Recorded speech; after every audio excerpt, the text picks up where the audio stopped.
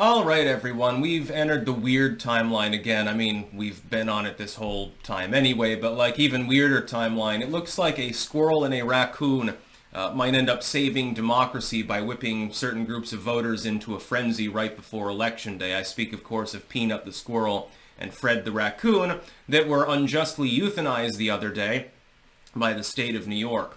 The backstory is quite simple. Animal rescue workers, couple, they have a bunch of rescued animals. But under New York law, you're not allowed to have wildlife as a pet. And the permits were not procured for owning a squirrel and a raccoon. Now, they had had them for a significant number of years without complaint. There's no apparent abuse going on. There's no neglect. They run a goddamn animal shelter. No, says the state of New York. No, we got an anonymous tip that didn't even come from your state, so we're going to send heavily armed police officers into your home in the wee hours of the morning and rifle through all of your belongings and seize the squirrel and the raccoon, not for public interest. There's no evidence of any health violations or anything like that. Not to protect people, not to serve a community in a reasonable manner, for no reason other than we can effectively, and then they euthanize them. So these animals that were living a very, very happy life and getting pettings and nice food, living on a shelter, they get to interact with the other animals and stuff. They had basically the equivalent of the best possible life you can ask for, by the way, if you would otherwise be out in the wild and maybe get your neck wrung by a coyote or a fox or something. By the way, I saw a fox this morning before dawn. That is a sign of good luck. I take that as an omen of the next few days. Here's the problem. It's grotesque that the government decided to euthanize these animals. They were healthy, they were well taken care of, there was no reason to euthanize them. It would have been more merciful to simply release them out into the wild to fend for themselves. At the very least, there's a chance that they continue to survive for some period of time. There's no reason to euthanize them. The real pitch point, though, and this is what some people are pointing out, and I'm going to as well, and this is what you should go with. Should the government be so onerous and so all-powerful that for something that is not a violent crime, not even, I think, a misdemeanor, actually, it's like a fucking fining offense, after years and years of these animals being present on a property, at an animal rescue of all places, by the way, should the government have the power to come in and raid your property at gunpoint, question you like you're an actual criminal, like, you just fucking killed somebody, and toss over your whole home, etc., etc.? The answer is no. I would point out that in half of the states in the United States, owning a squirrel as a pet is perfectly fine. Same with the raccoon. Here in Vermont, for example, there's no law against having wildlife as a pet. I remember when I was in the Netherlands, for example, there are entire petting zoos set up on private property. Rich people will often create it's called a kinderboerderij. It's basically a petting zoo for kids. You can go in and you can play with, they've got pigs, they've got goats, etc. My daughter adores the kinderboerderij over in Enschede. They have, for example, one of the people, when we were first in the Netherlands, this is years ago, I was in a little village called Pines. Pines is a village of less than 200 people. There's like 2 businesses there. There's a hair salon in somebody's fucking garage, and then there's a landscaping company. That's basically Pines. Everyone goes to Franeker to get their food because there's nowhere to buy it in Pines. They had a little area set up right in the center of this very, very nice little village, by the way. I thought it was basically paradise, honestly. And they've got deer, they've got chickens and they've got hens and roosters, and other animals that are there. A couple of goats and stuff. And this is just sort of a little area, the kids can go there and feed them bread and shit like that. And it's considered perfectly fine. Nobody has a goddamn problem with it. Deer, the one in Enschede, they got fucking kangaroos, dude. Much more laid back than a state like New York. I would point out that in half of the U.S. states, this would not be an offense in any way, shape, or form. Why is it that a Vermonter is legally capable of taking care of a squirrel without public safety being at hazard, but a New Yorker is incapable of doing so? Doesn't make any goddamn sense whatsoever. The real selling point, though, about this, government has become too overburdensomely powerful. It has become too authoritarian and is becoming increasingly tyrannical over time.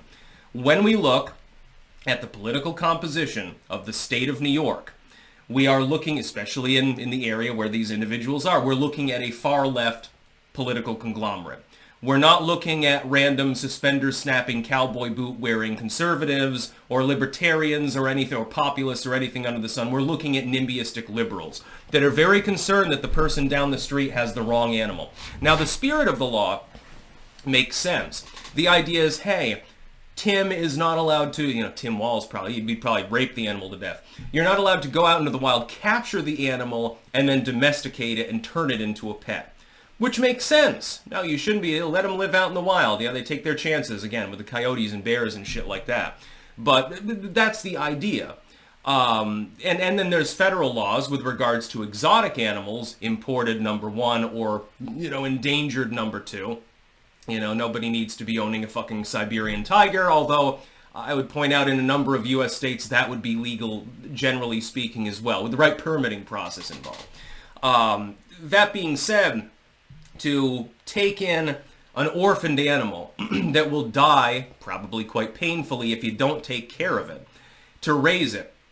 It's been in captivity its whole life, so it's not going to understand normal squirrel behavior necessarily. And to euthanize it is a power that was never meant to be given to the state. That's like saying, you've got like, the Clampett's daughter or something like that. And she does the critter call and has Squirrel and Raccoon friends hanging around and shit like that. Are you going to barge into their cabin in the middle of the night at gunpoint and then start shooting the animals? I mean, you sound like Ted Nugent, only with a D after your name, basically. There's a song called The Day Ted Nugent Killed All the Animals. It's quite funny, by the way. My thing is looking at the burdensome, overly onerous size and scope of government and government power, and their ability to do something like this. Again, holding people at gunpoint for something that's not even suspected of as legitimately a crime at all. It is a fining offense. They're not suspected of selling fentanyl. They're not suspected of harboring illegal fugitives. They're not suspected of assaulting people or getting drunk and running over a beggar or something like that. This is a minor offense that carries a fucking fine. And yet you're telling me that the government should be able to storm into their home in the wee hours of the morning to accomplish this and then kill the animals. Ta-da! It's basically, hey, Patrick, we saved the city. Yeah, it's burning in the background. Yeah, you really protected and served. I think that the lead officer, by the way, in this investigation has deleted all of their social media profiles. I wonder why. So, yeah, spread the word. Nuts out for peanut, I suppose. It's ridiculous. Looking at this, it goes from ridiculous to super ridiculous when you really think about it.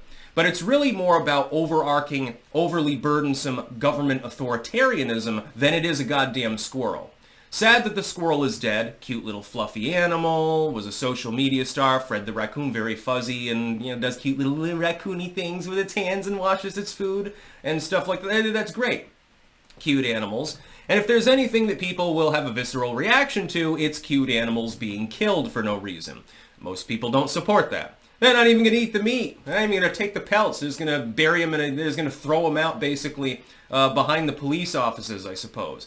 It's completely fucktarded in every potential way. But the real story is the authoritarian element.